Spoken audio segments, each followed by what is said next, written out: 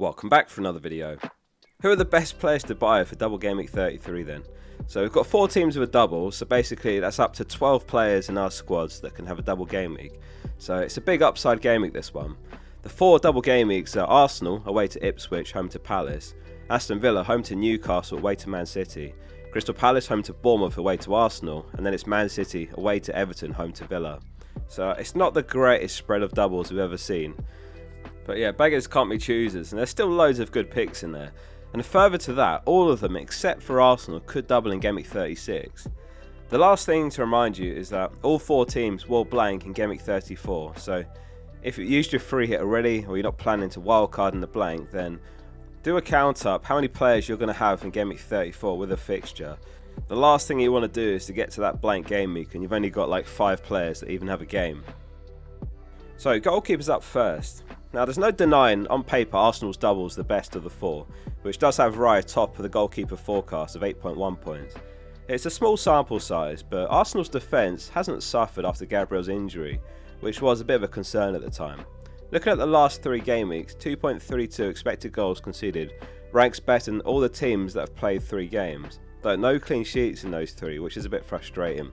But don't let the Gabriel injury put you off buying Raya or a defender. The real winners are those with Raya and also bench boosting Martinez or Henderson, who are close together grouped in 2nd and 3rd. One of Martinez or Henderson should double in game week 36, so I mean it could even be both actually, but it's likely to be one or the other. So either of those paired with Raya looks great for the run-in, because Arsenal happen to have Liverpool in game week 36 as well, so you might get to bench him for a double game week keeper if luck's on your side. We'll know what's happening in game week 36 after the FA Cup semi-finals, which of course take place during game week 34, hence the blank, so not long. I mean, if Spurs reach the Europa League final, that could also cause a blank in 37 and a possible double in 36. Now Ederson's here, but he's a bit of a question mark after having to go off injured last match. Don't buy him until he's been given the all clear, if at all. I mean, if it's a bad one and he's out for a while, then Ortega could be a brilliant option for 5.2 mil. Liverpool have got Leicester next, which has Alisson on the table, 4.3 projected points this week. It's a great week to have Liverpool defence coverage with such a strong fixture. Let's get into the defenders next. So it's the Arsenal backline at the top, barring Lewis Skelly of course, who's classified as a mid in FPL. They're going to have to recategorise him as a defender next season. He could be a real gem if they make him like 5 million, but I mean there's still Calafiori for competition. I'm sure Arteta can't quite believe his luck, having signed Calafiori, in addition to having Zinchenko and Tierney, only for Lewis Skelly to come through and have the biggest impact. Plus of course Waneri having a breakout season simultaneously, and both academy products. Anyway, it's Saliba, and then it's Timber, and then it's Cielo. Saliba the expensive, albeit boring but safe choice, expected to play every game, every minute. Timber and Cielo we've got reasonable confidence on, but not completely guaranteed. In my eyes, Cielo is actually a bit safer than Timber for the double game week. I think Timber is going to obviously depend very much on how he recovers from the Champions League midweek. He'll start over White in my opinion. Plus of course how White recovers and if he's available from that knock last match.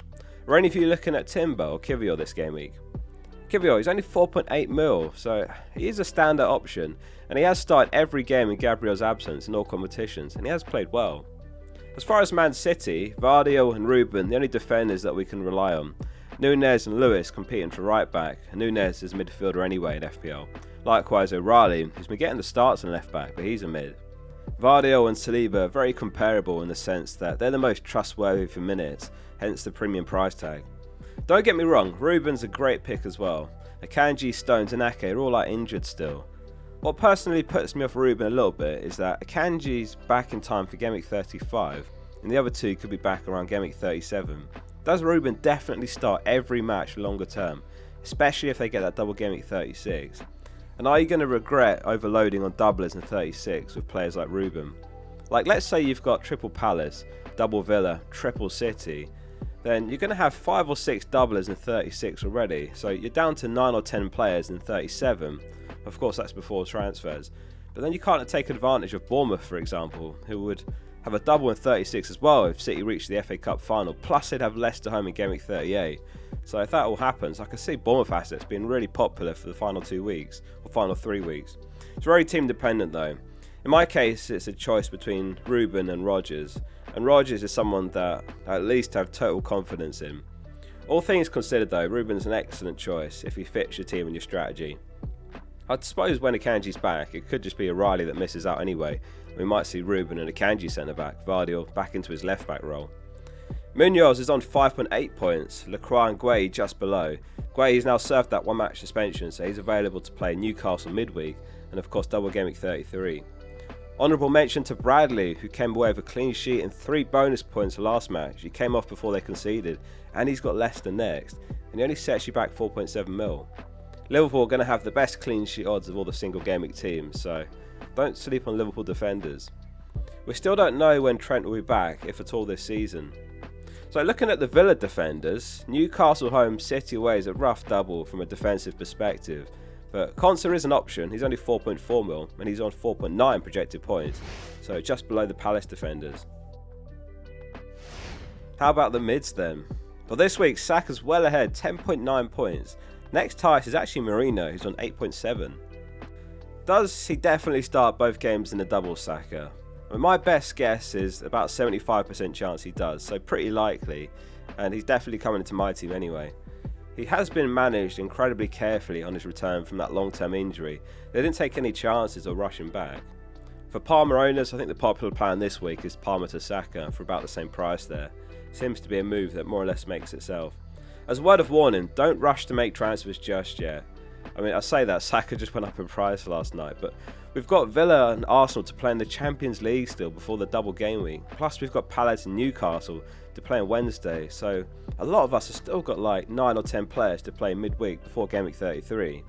So Marino in second then, should we buy him? The one thing that puts me off a little bit is if Arsenal progress to the Champions League semi-finals, then they'll play midweek before game week 35, and then they'll play again midweek between game week 35 and 36. The league's all but wrapped up, so can we definitely count on the likes of Marino for good minutes? I mean, you can say the same about Saka, of course, but his upside is obviously massive. It would be a golden opportunity for Arteta if he does make the final 4 in the Champions League, and he's got nothing to play for in the league, with top 4 looking all but wrapped up. So it is at the back of my head, which kind of makes me lean towards just the safe, reliable picks, Raya, Saliba, and then I guess you have to include Saka in there. Not that he's safe, but big upside. I'm interested to know if any of you are looking at Marino though. Let us know in the comments, or any other Arsenal mids perhaps. Eze and Sarr combined for the first goal of game week 32, they both make the table. That double up looks really strong still, given the low clean sheet potential of the defenders, and obviously their projected points superior to Munoz this next game week. Some assessment going to be required on the Villa mids after they've played PSG and who looks the best one to have. Right now it's Rodgers for me, who actually just misses out making the table here. He's on 7.1 points, Rashford's on 7.4. So who's on penalties now that Asensio's just missed 2 in one game? Emery said the following: we have our penalty shooter, and the first one is Marcus Rashford, the second one is Asensio, the third ones are Tielemans, McGinn and Watkins. It's just as well it's not a single game week, isn't it? Because we'd all be on Salah captain, who's the only single game weeker on the midfielders table. 7.3 points against Leicester. I mean, is anyone just overlooking the doublers entirely and just going safe with Salah? Instead, we have got some alternative choices to look at. We've got Saka and I'd say Marmoush are the main 2 ones in the conversation. Let's have a look and compare the forwards. So it's Marmoush top on exactly 10.2 projected points with an estimated 82 minutes per game. So Saka was on 10.9, Marmoush 10.2, so it's pretty close. And that's with Saka on an estimated 77 minutes across the 2 games, Marmoush 82. If you fancy Marmoush for a bit more minutes, maybe Saka for less, and it's even closer. Let us know in the comments what your early thoughts are on captaincy. Second and third, it's the other 2 forwards with a double. It's Mateta on 7.2, Watkins 6.6. Mateta is going to be playing with a point to prove midweek after Glasner very publicly called him out for a bad first half against Man City, after which he took him off at half time as well. Plus, of course, Nketiah is back from suspension and a little bit of a threat to his minutes, most likely off the bench. Is Isak to Watkins worth it then? For free, yeah, I'd say it's worth it, as long as obviously you're free hitting or wildcarding in 34. For a hit, it's a bit more debatable, but it definitely has a chance of coming off if Watkins starts both games in the double. He's actually only started 2 of the last 3 in the league, which is the concern there.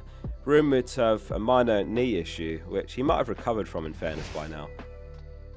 So finishing up with a quick look at the assistant managers. Which teams overall are expected to do best in the double? It's Arteta top, 14.2 points, and then it's Pep with 12.3, Glasner at 11.4, and Emery further down at 8.9.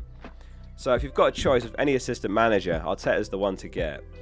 You're far better buying off him over a third Arsenal asset, given his 14.2 projected points. I mean, even Saka for comparison was nowhere near that, as Arsenal's top player in the double. I mean, Ipswich, they have shown their capability to get the better of bigger teams. I mean, as recently as Chelsea last game week, but you still back Arsenal to beat them. And then, of course, let's not forget they've got Palace midweek, who surely will have one eye on the FA Cup semi-finals that weekend, which could lead to a bit of rotation, and perhaps a drop-off in performance when they travel to the Emirates for that second game. Thanks very much for watching. Let us know what your transfer plans are below. Good luck midweek and of course in Double Game Week 33. Hit subscribe if you enjoyed the content and see you soon for the next one.